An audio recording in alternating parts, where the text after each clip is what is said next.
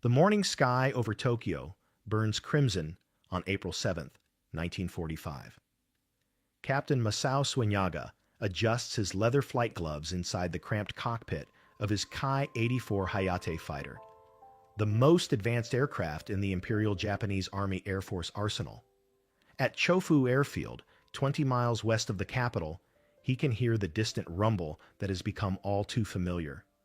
Another wave of American B-29 superfortresses approaching from the south. But something is different today. Suenaga's radio crackles with confused voices from ground control.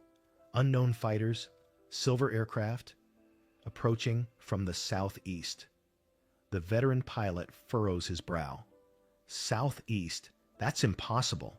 The nearest American fighter base is over 600 miles away on Saipan, far beyond the range of any escort fighter he's ever encountered. The 28-year-old squadron commander has been flying combat missions for 3 years. He's faced everything the Americans have thrown at them.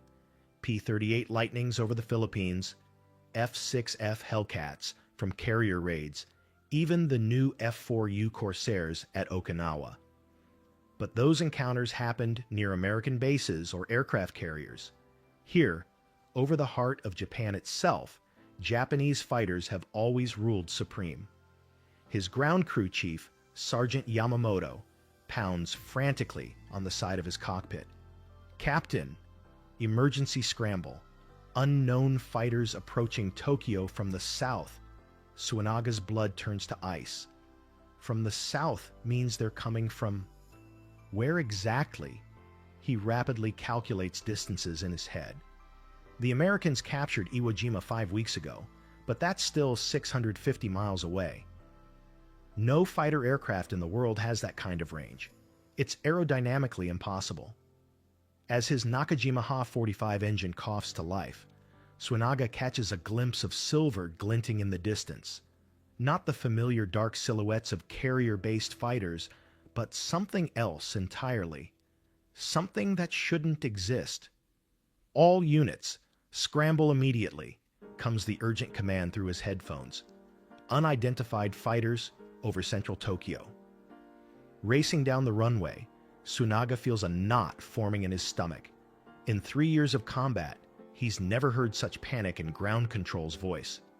As his Ki-84 lifts off the concrete and climbs toward 15,000 feet, one terrifying question echoes in his mind. How did American fighters get all the way to Tokyo?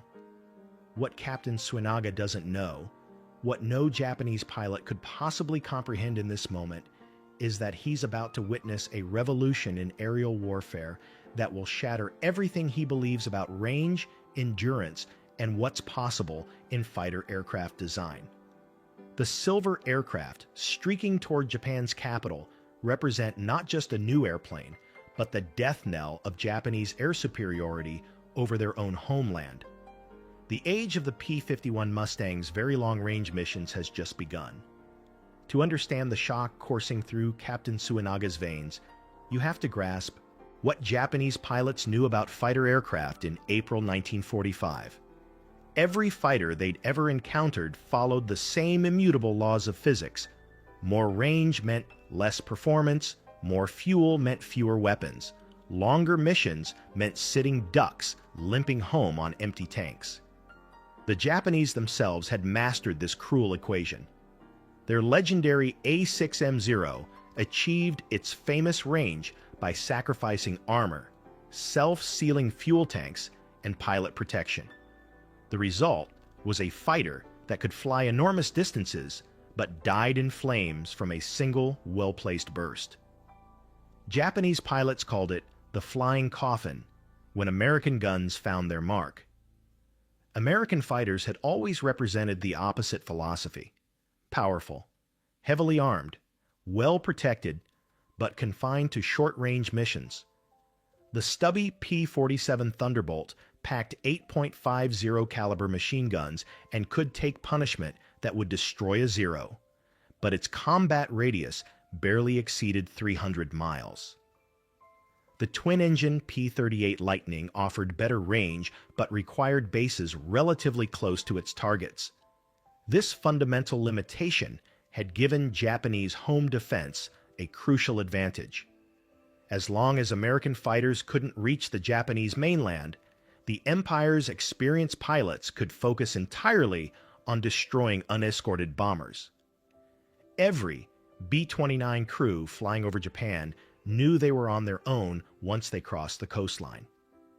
Lieutenant Akira Watanabe, scrambling from Haneda Airfield in his Kai-61 Hien, had built his entire tactical doctrine around this reality. The Americans come in fat and slow, he'd told his wingman just 2 days earlier. Their fighters turn back at the coast. That's when we strike.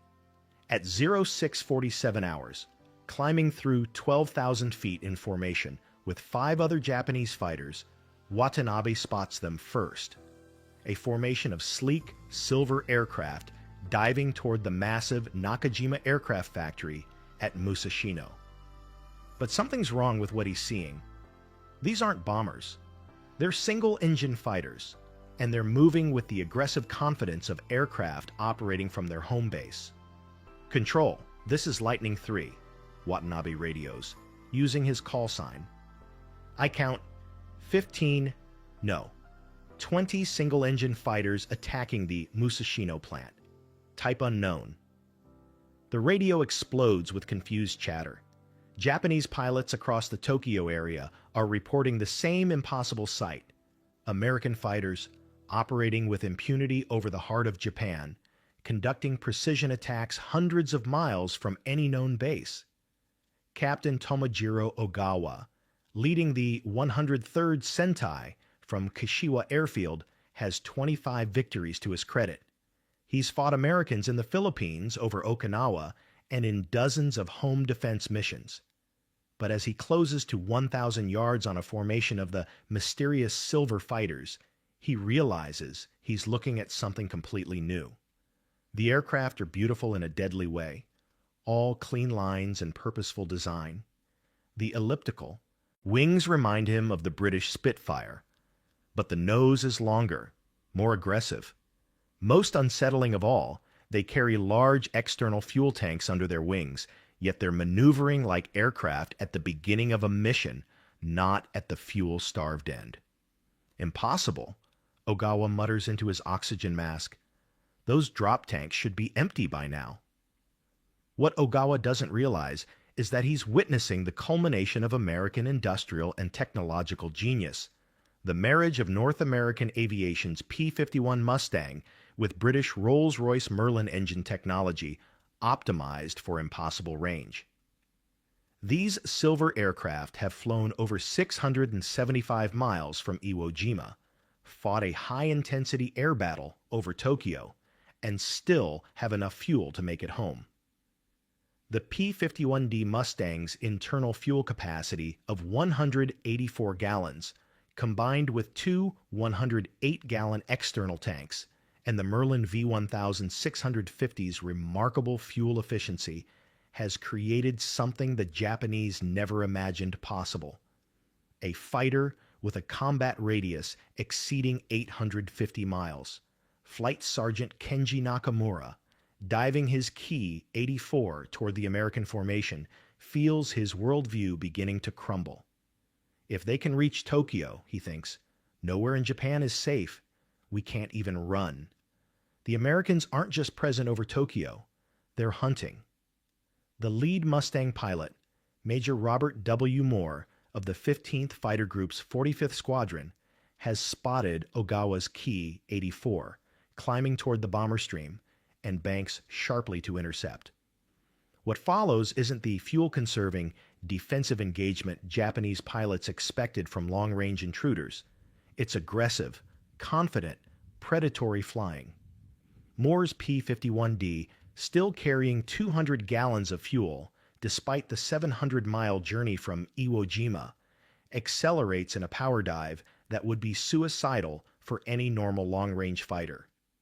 The Mustang's Packard-built Merlin Vi-16 50-7 engine produces 1,695 horsepower in war emergency power, pushing the sleek fighter past 400 miles per hour in its hunting dive. Ogawa, Realizing the impossible is happening, brakes hard left and dives for the deck. Behind him, Moore's Mustang follows effortlessly, its abundance of remaining fuel allowing aggressive maneuvering that defies everything Japanese pilots know about long-range fighter operations. At this moment, watching American fighters dominate the skies over their own capital with hours of fuel remaining, Japanese pilots begin to understand a terrifying truth. The rules of aerial warfare have fundamentally changed, and no one told them. The engagement begins at 0658 hours over Musashino, and within seconds, Captain Masao Suinaga realizes he's fighting ghosts, aircraft that shouldn't exist, performing maneuvers that defy logic, flown by pilots who should be desperately conserving fuel for the impossible journey home. Instead, the P-51 Mustangs are hunting. Major Robert W. Moore's voice crackles through his radio to his wingman. "Blue Flight, drop tanks now. We've got company." Suinaga watches in stunned disbelief as the American fighters jettison their external fuel tanks, not because they're empty, but because they're preparing for combat with fuel to spare. "That's impossible," Suinaga whispers into his oxygen mask. "Those tanks should have been bone dry 50 miles ago." Moore's P-51D, call sign Dottie, banks sharply and climbs toward Suinaga's Key 84. The Japanese pilot instinctively turns to meet the attack head-on, a tactic that has served him well against fuel-starved American fighters in previous encounters. But as the silver Mustang approaches, Suinaga notices something that makes his blood freeze. The American isn't flying like a pilot at the end of a 700-mile death march. He's flying like he's operating from his home field. The two fighters close at a combined speed exceeding 700 miles per hour. Suinaga opens fire first, his two 12.7 millimeter machine guns and two 20 millimeter cannons reaching out toward the approaching Mustang. Orange tracers streak between the aircraft as Moore responds with a devastating burst from 6.50 caliber machine guns, each firing 850 rounds per minute. At the last second, both pilots brake, Suinaga to the right, Moore to the left. But instead of extending the engagement to conserve fuel, as every long-range fighter pilot must do, Moore immediately reverses into a climbing left turn, chasing Suinaga with the aggressive tenacity of a pilot who has hours of combat endurance remaining. "This is insane," Suinaga pants into his radio, pulling 5 Gs in a desperate climbing turn. How much fuel do these aircraft carry?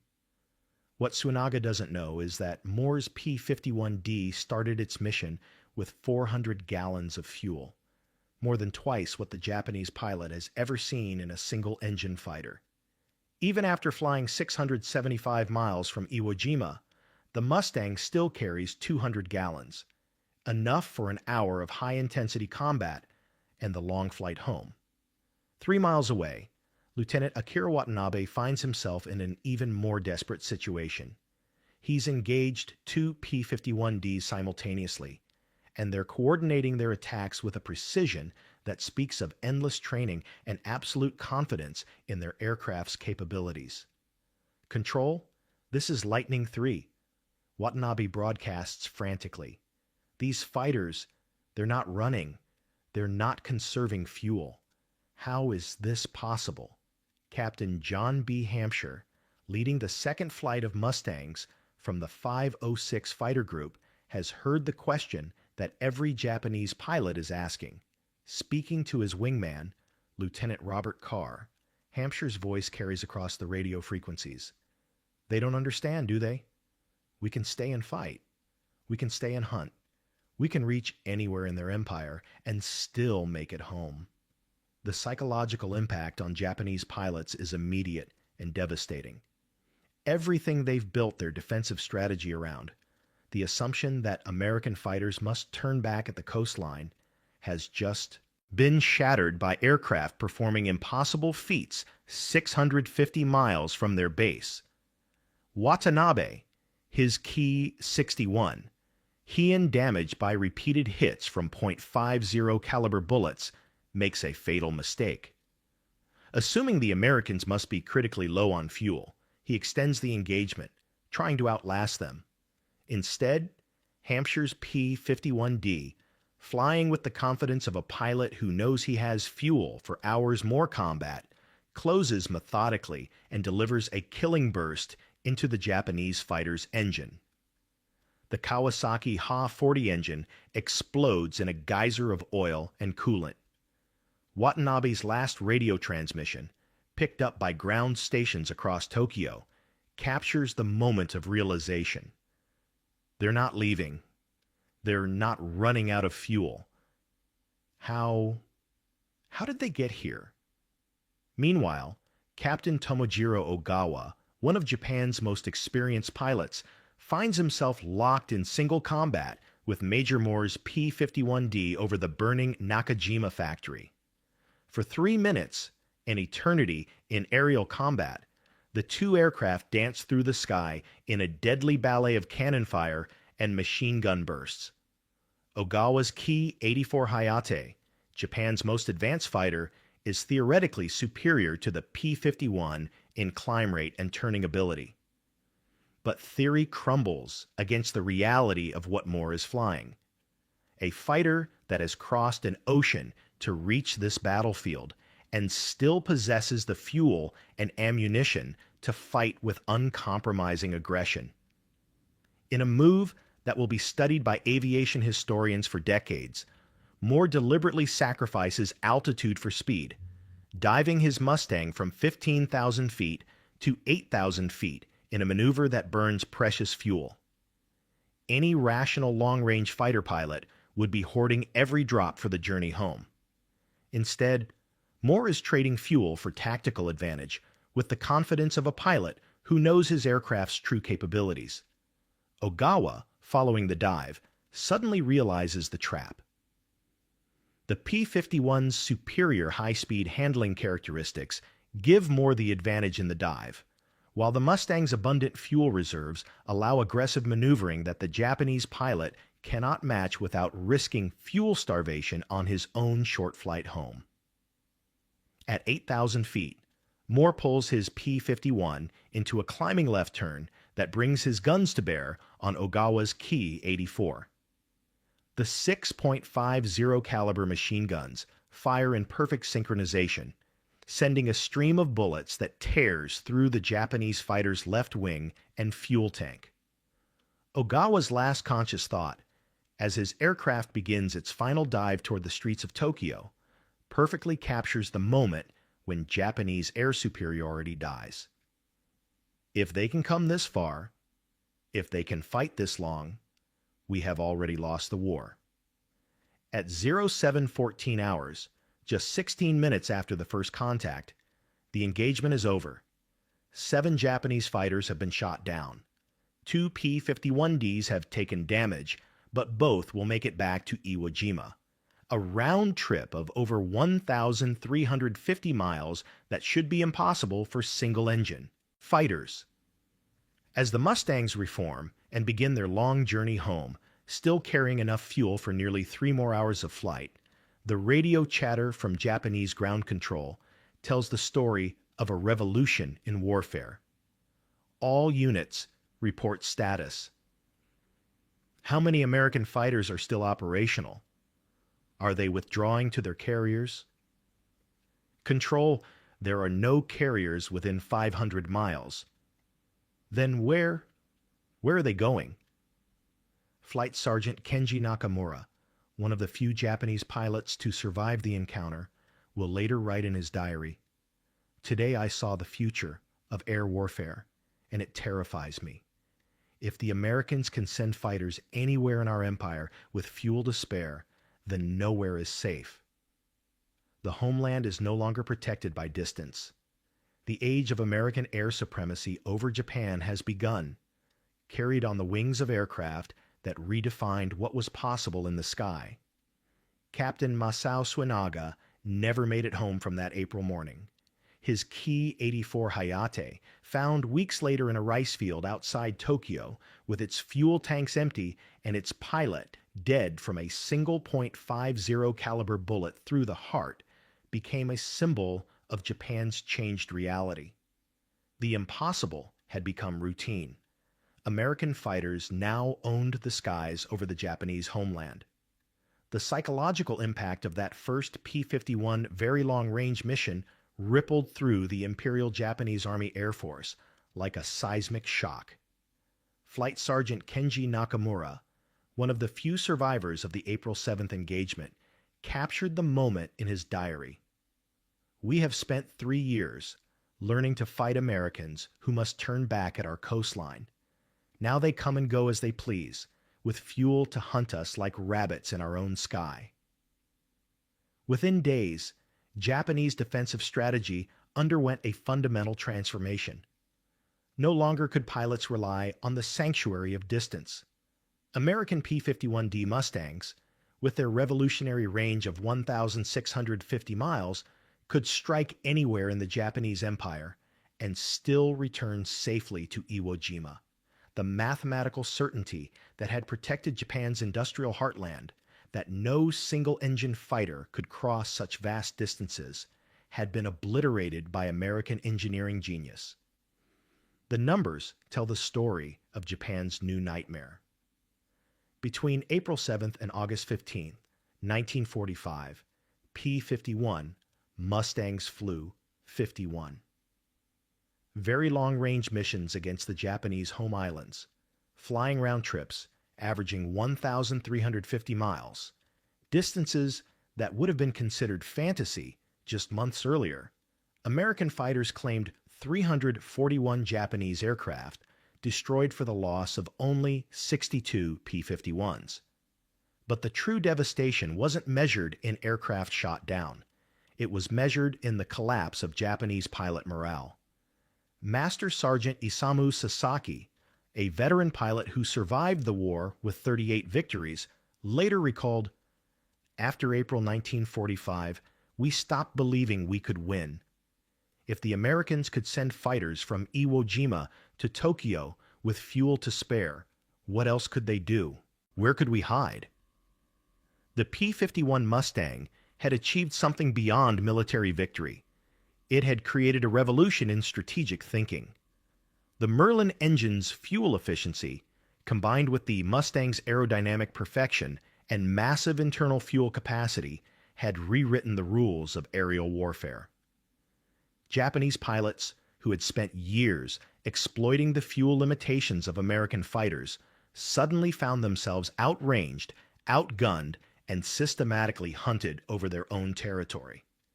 Captain Tomojiro Ogawa's final words, recorded by ground control before his Ki-84 crashed into Tokyo Bay, became prophetic. "If they can come this far, we have already lost the war." He was right.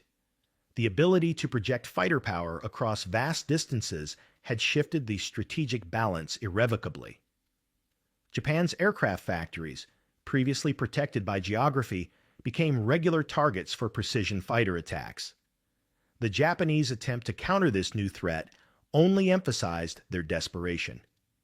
By summer 1945, experienced pilots like Warrant Officer Kenji Fujimoto were attempting to ram B-29 superfortresses, not from samurai honor, but from the practical reality that traditional tactics had become useless against enemies who could appear anywhere with unlimited endurance. Today, the P-51 Mustang's very long-range missions stand as one of history's greatest examples of how technological breakthrough can fundamentally alter the course of warfare.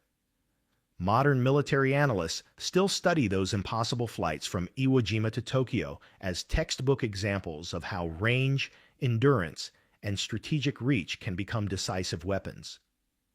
The silver Mustangs that shocked Japanese pilots over Tokyo on April 7, 1945, didn't just win air battles. They redefined what was possible in the sky. They proved that with the right combination of engineering brilliance and tactical innovation, the impossible becomes inevitable. The next time you see a P-51 Mustang in a museum or at an air show, remember Captain Masao Suenaga's final question: how did they get here? The answer changed the world. What impossible missions do you think could reshape warfare today? Let me know in the comments below. And don't forget to subscribe for more incredible stories from World War II's most dramatic moments. The morning sun burns through the humid Solomon Islands air as Lieutenant Commander Hiroshi Nishizawa adjusts his goggles and grips the control stick of his Mitsubishi A6M0. December 27, 1942. Henderson Field lies below like a scar on Guadalcanal's green jungle. American bombers and fighters scattered across the coral runway like sleeping metal birds. For 16 months, Nishizawa and his fellow pilots have owned these skies. The Zero, risen to them, has been their sword of the heavens, outmaneuvering every American fighter thrown against them. Wildcats, Warhawks, Airacobras, all have fallen to the Zero's legendary agility and the skill of Japan's elite naval aviators. But something feels different today. His radio crackles with the voices of his squadron mates, their usual pre-combat banter tinged with an unusual tension. Intelligence reports have been strange. Fragmentary accounts of new American aircraft, twin-engined fighters. The descriptions make no sense. Why would the Americans put two engines on a fighter? It violates everything they know about aerial combat. Nani soar? What is that?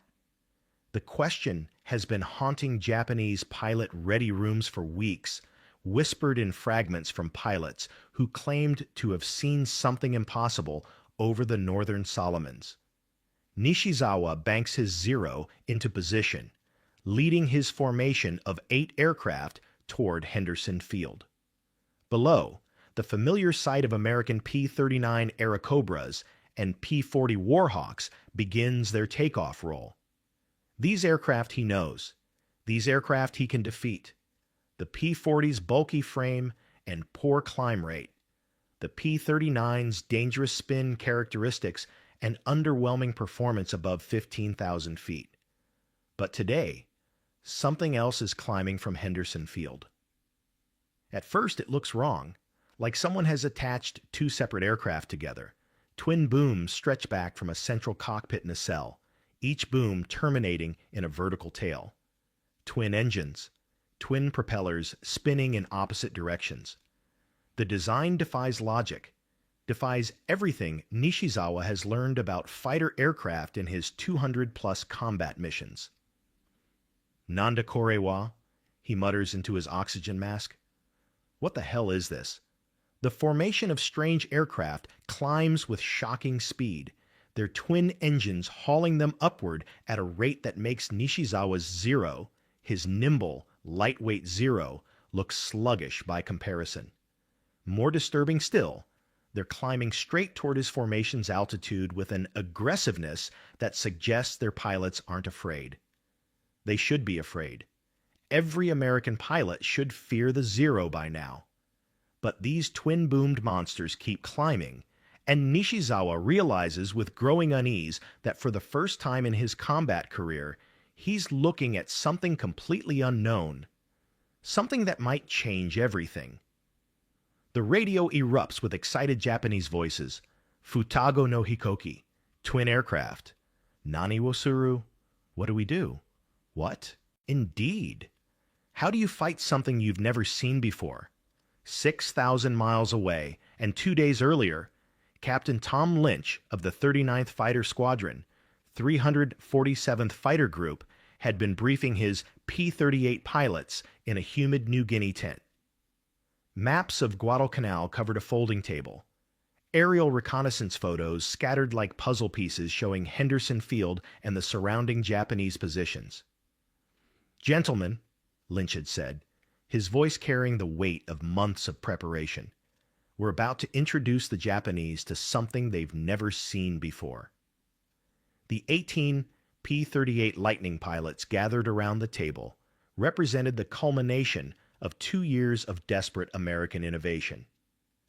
While Japanese Zeros had been shooting down American fighters with impunity across the Pacific, Lockheed's engineers had been working frantically to create an answer, a twin-engine fighter that could match Japanese performance while leveraging American industrial advantages.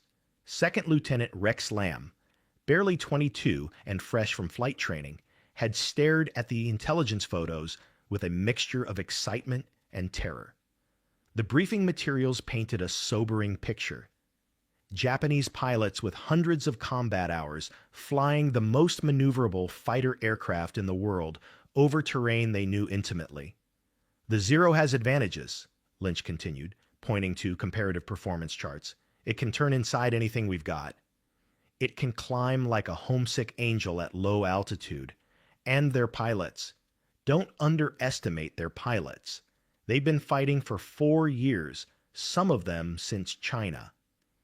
But then Lynch had smiled, and the expression carried a predatory satisfaction that sent shivers through the assembled airmen. However, gentlemen, they've never seen a P-38. They don't know about our speed advantage, 83 miles per hour faster in level flight. They don't know about our climb rate above 20,000 feet. They don't know about concentrated nose armament, 4 50 caliber machine guns, and 1 20mm cannon, all firing straight ahead instead of converging from the wings. Staff Sergeant Mike Benson, Lynch's crew chief, had been listening from the tent entrance. Later, he would describe the pilots' faces during that briefing. Like kids on Christmas morning who just found out what was under the tree, but also scared as hell they might not live to play with their presents. The technical advantages were impressive on paper. Twin Allison V-17, 10 engines producing 1,475 horsepower each. Counter-rotating propellers eliminating torque effects. Turbo superchargers maintaining power at altitude. A top speed of 414 miles per hour, faster than any production fighter in the world. But statistics meant nothing until they faced the legendary Japanese pilots who had humiliated American air power from Pearl Harbor to the Philippines to Java. Now, climbing over Guadalcanal on December 27th, those theoretical advantages were about to face their ultimate test. Rex Lamb's hands were slick with sweat inside his leather gloves as he maintained formation on Lynch's wing. Through his canopy, he could see the approaching Japanese formation. 8 Zeros in perfect V formation, their pilots confident enough to maintain textbook positioning even with enemy fighters climbing to meet them. That confidence unnerved him. These weren't green pilots flying inferior aircraft. These were the men who had destroyed American air power across half the Pacific Ocean. But then Lamb looked at his instrument panel and felt a surge of hope. His airspeed indicator showed 380 miles per hour in the climb, faster than a Zero's maximum level flight speed.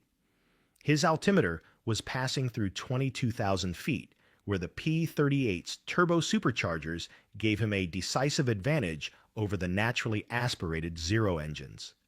Captain Lynch's voice crackled through the radio. Bandits, 11 o'clock high. 8 Zeros, probably from Rabaul. Remember your training. Speed is life. Altitude is life insurance. Don't dogfight them. Use your advantages.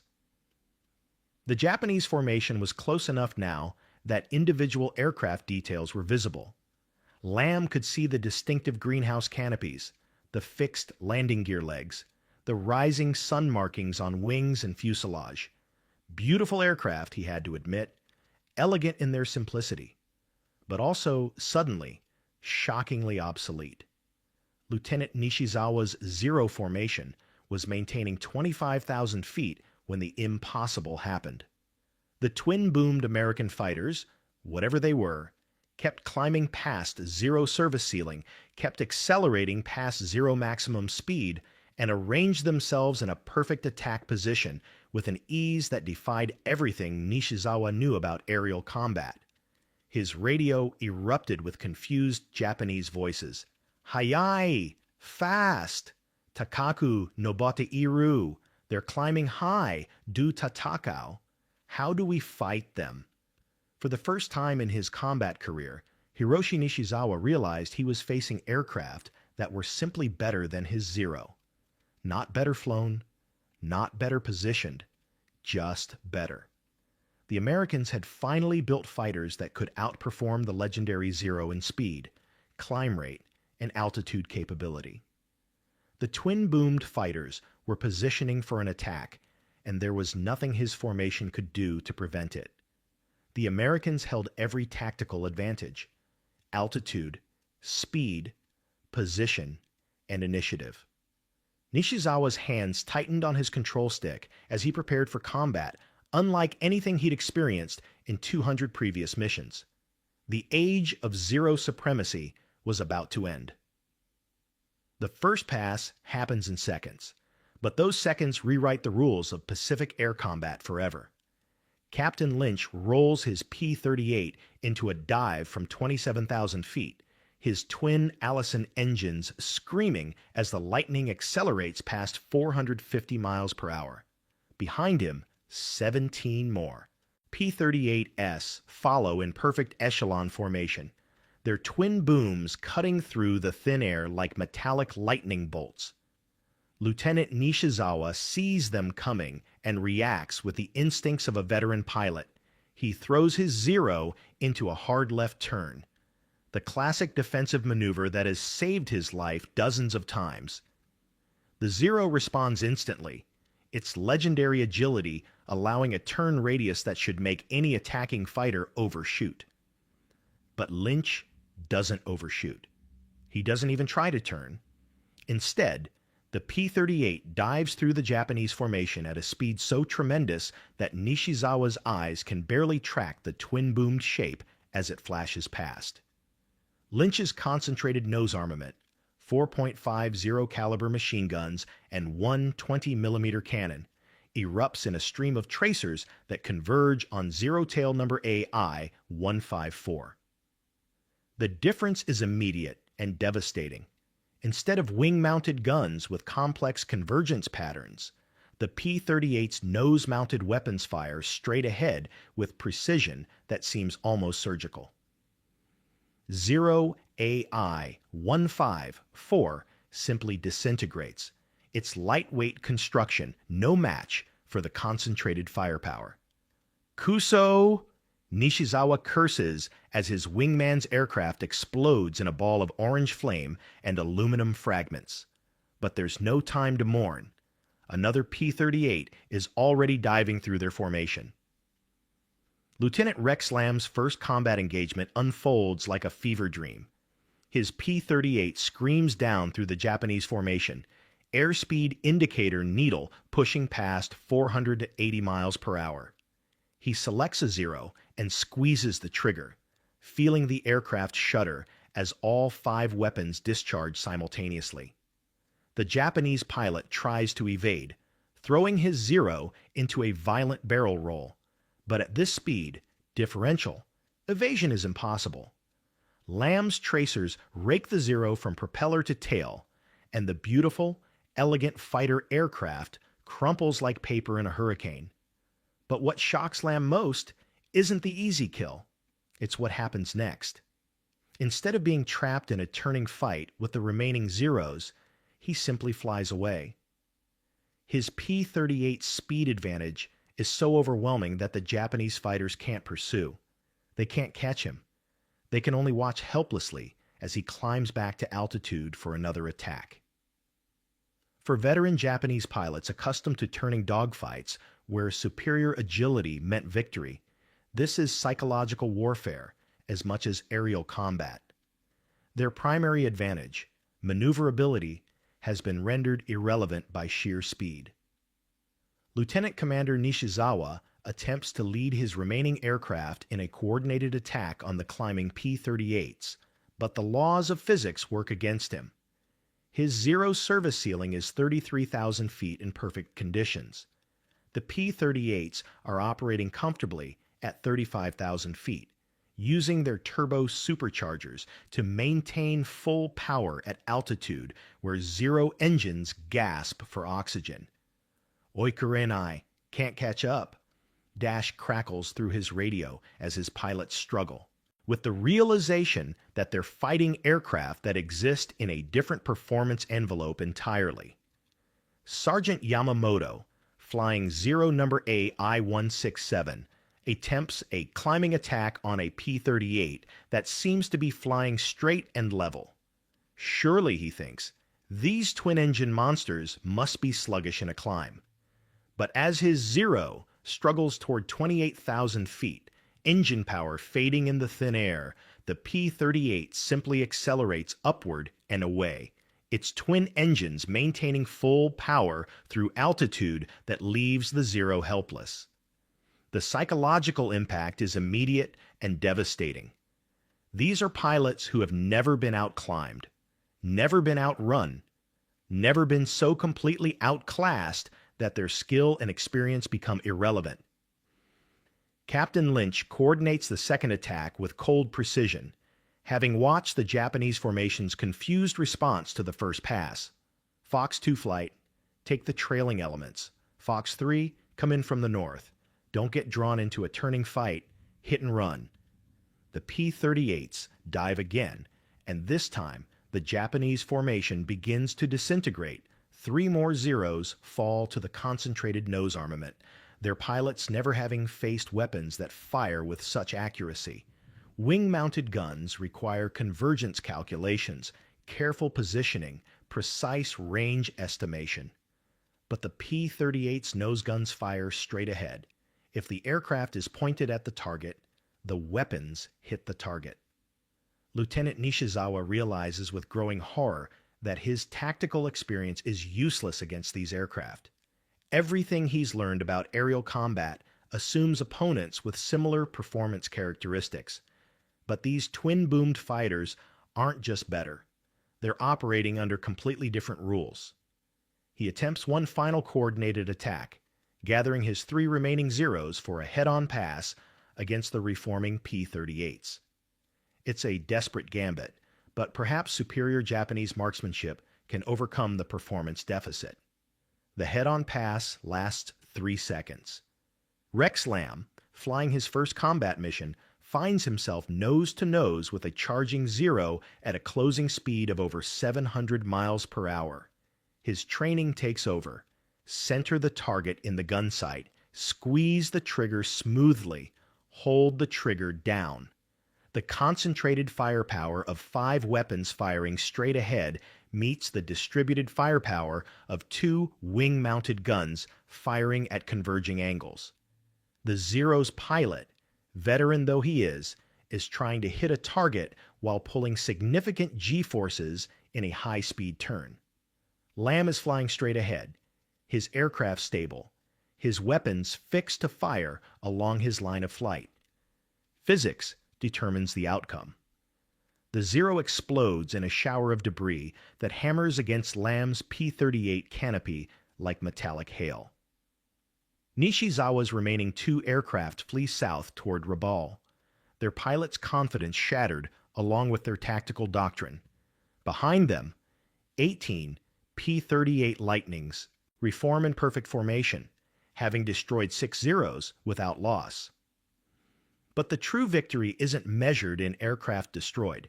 It's measured in the psychological transformation that has just occurred. Japanese pilots, for the first time since Pearl Harbor, have encountered American fighters that are simply superior.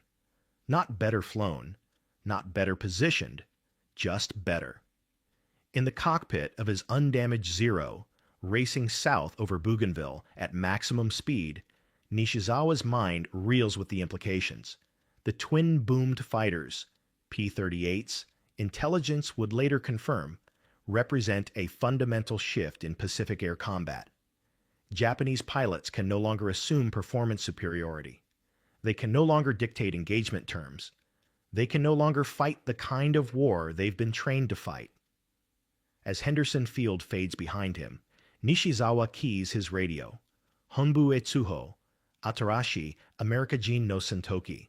Totemo hayaku, totemo tsuyoi. Report to headquarters. New American fighter. Very fast, very strong. It's the understatement of the Pacific War. Behind him, the P-38 Lightnings are landing at Henderson Field, their twin engines winding down after combat that has fundamentally altered the balance of power in the Solomon Islands. The pilots climb out of their cockpits with expressions of stunned satisfaction, having just participated in one of the most one-sided aerial victories in military history.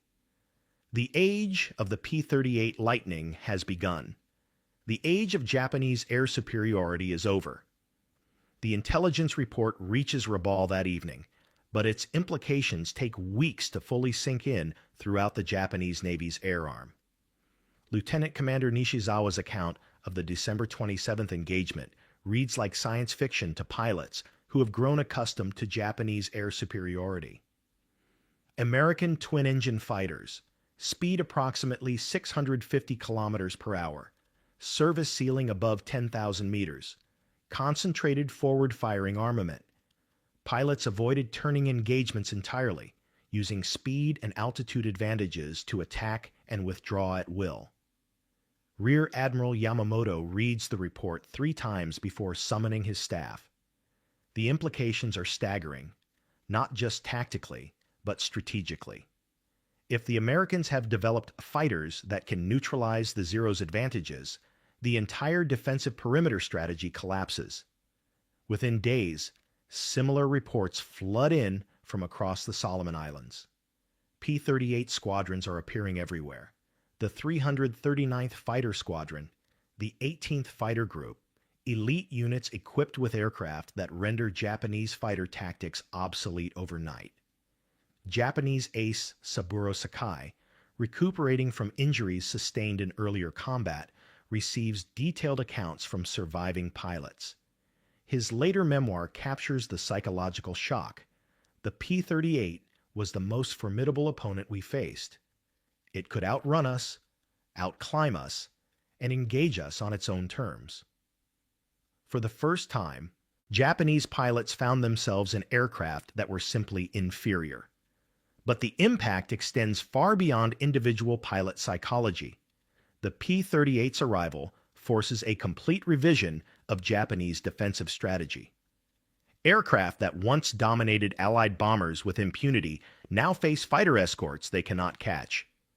Airfields that once seemed secure now face attacks by fighters with unprecedented range. The entire tempo of Pacific air warfare shifts in America's favor. Captain Tom Lynch's 347th Fighter Group becomes the template for P-38 operations throughout the Pacific. By February 1943, Lightning squadrons are operating from bases across New Guinea, the Solomons, and the Northern Territory of Australia. Each deployment follows the same pattern: initial Japanese confusion, followed by desperate tactical adaptations, followed by grudging acceptance of American air superiority. The human cost for Japanese pilots is devastating.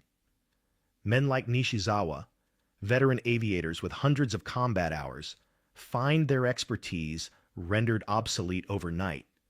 Worse, the replacement pilots arriving from Japan lack the experience to adapt to the new reality. P-38s begin achieving kill ratios that seem impossible: 10-to-1, 15-to-1, ratios that reflect not just superior aircraft, but the psychological demoralization of an enemy that has lost technological supremacy. Rex Lamb survives the war with 12 confirmed victories, all scored in his P-38. Years later, he reflects on that first combat engagement. We knew the Lightning was fast, but we didn't understand what that speed meant tactically until we used it against the Zero. It wasn't just about performance specifications. It was about rewriting the rules of aerial combat entirely. The strategic implications ripple throughout 1943 and beyond. Japanese offensive operations in the Solomons become unsustainable when every bomber formation faces P-38 escorts that can match the escort speed and outperform defending fighters. The famous April 18, 1943 interception of Admiral Yamamoto's aircraft becomes possible only because P-38s possess the range and performance necessary for such an audacious mission. By war's end, P-38 Lightnings have compiled one of the most impressive combat records in aviation history. Over 10,000 aircraft produced, more than 1,800 Japanese aircraft destroyed in aerial combat.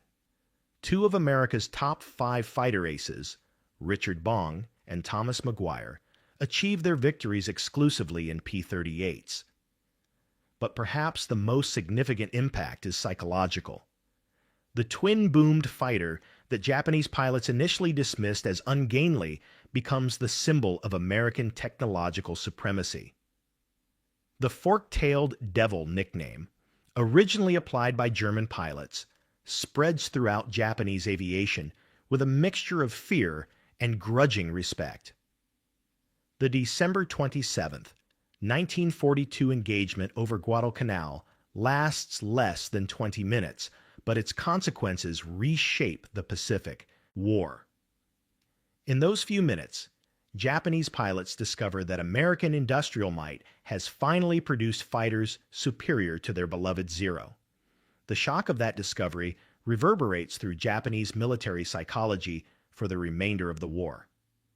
Today, aviation historians recognize the P-38's first combat appearance as one of the pivotal moments in Pacific air warfare, the moment when technological innovation overcame tactical experience, when American engineering answered Japanese pilot skill, when the twin-boomed Lightning announced that the age of Zero supremacy was over.